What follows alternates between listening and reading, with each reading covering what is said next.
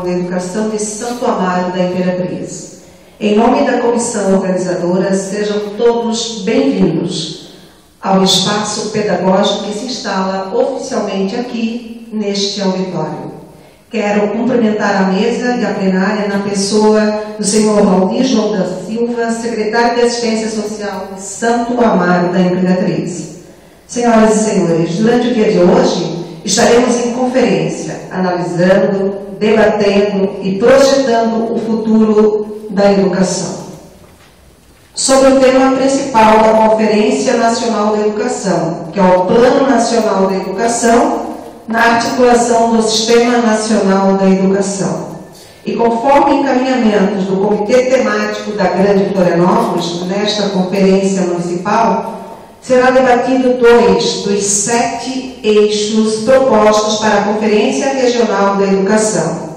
O eixo de número 4, Qualidade da Educação, e o eixo de número 7, Financiamento da Educação.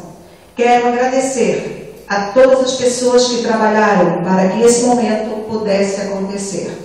Aos participantes da comissão, aos parceiros, a todos os responsáveis que assumiram o desafio de organizar essa conferência. Em tão pouco tempo e em meio a tantas dificuldades e adversidades.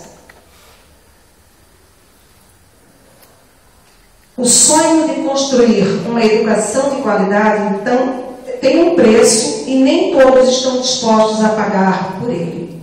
O preço é a luta diuturna, o trabalho incessante e a disposição para recomeçar sempre que necessário.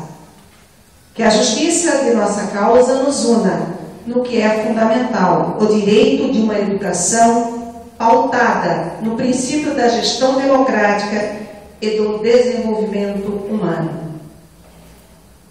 Boa conferência a todos e o nosso muito obrigado.